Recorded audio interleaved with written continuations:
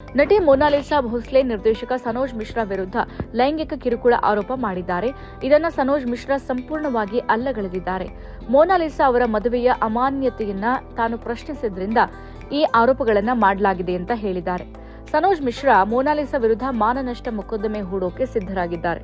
6 ತಿಂಗಳ ಕಾಲ ಫರ್ಮಾನ್ ಖಾನ್ ಎಂಬ ವ್ಯಕ್ತಿಯನ್ನ ಪ್ರೀತಿಸ್ತಾ ಇದ್ದ ಮೊನಾಲಿಸಾ ಇತ್ತೀಚೆಗೆ ಕೇರಳ ಪೊಲೀಸರ ಸಮ್ಮುಖದಲ್ಲಿ ವಿವಾಹವಾದರು.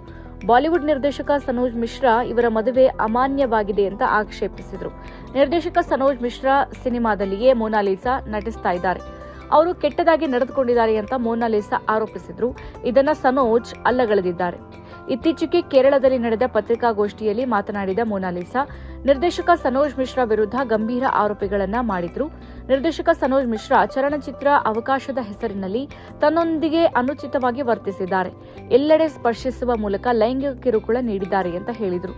ಈ ಬಗ್ಗೆ ತನ್ನ ಕುಟುಂಬಕ್ಕೆ ಹೇಳಿದ್ರು. ಅದು ತನ್ನ ಮೊದಲ ಚಿತ್ರವಾದ್ರಿಂದ ತನ್ನ ಕುಟುಂಬ ಮೌನವಾಗಿರೋಕೆ ಹೇಳಿತು ಅಂತ ಮೊನಾಲಿಸಾ ಹೇಳಿದ್ರು. ನಿರ್ದೇಶಕ ಸನೋಜ್ ಮಿಶ್ರಾ ಇತ್ತೀಚೆಗೆ ಮೊನಾಲಿಸಾ ಅವರ ಆರೋಪಗಳಿಗೆ ಪ್ರತಿಕ್ರಿಯಿಸಿದ್ದಾರೆ. ಇತ್ತೀಚಿನ ಸಂದರ್ಶನವೊಂದರಲ್ಲಿ ಸನೋಜ್ ಮಿಶ್ರಾ ಮೊನಾಲಿಸಾ ಅವರ ಹೇಳಿಕೆಗಳು ಸುಳ್ಳು ಅಂತ ಹೇಳಿದ್ದಾರೆ. ಅವರ ಕುಟುಂಬದ ಸುಮಾರು 7-8 ಜನರು ಇನ್ನೂ ಉಜ್ಜಯಿನಿಯಲ್ಲಿರುವ ನನ್ನ ಮನೆಯಲ್ಲಿ ವಾಸಿಸ್ತಾ ಇದ್ದಾರೆ. ನಾನು ಅವರ ಮದುವೆ ಅಮಾನ್ಯ ಅಂತ ಹೇಳಿದೆ.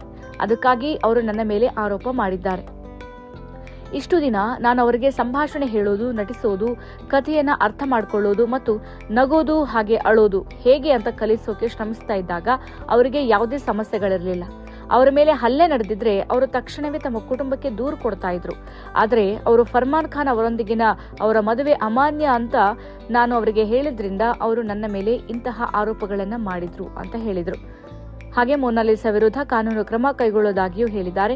ಶೀಘ್ರದಲ್ಲೇ ಅವರ ವಿರುದ್ಧ ಮಾನನಷ್ಟ ಮೊಕದ್ದಮೆ ಹೂಡುವುದಾಗಿ ಸನೋಜ್ ಮಿಶ್ರಾ ಸ್ಪಷ್ಟಪಡಿಸಿದ್ದಾರೆ. 1 ಅಥವಾ 2 ದಿನಗಳಲ್ಲಿ ಮಾನನಷ್ಟ ಮೊಕದ್ದಮೆ ಹೂಡುವುದಾಗಿ ಹೇಳಿದ್ರು. ಅವರು ಹೇಳೋದು ನಿಜವಾಗಿದ್ರೆ ಅವರು ನ್ಯಾಯಾಲಯವನ್ನ ಸಂಪರ್ಕಿಸಬಹುದು ಅಂತ ಹೇಳಿದ್ದಾರೆ.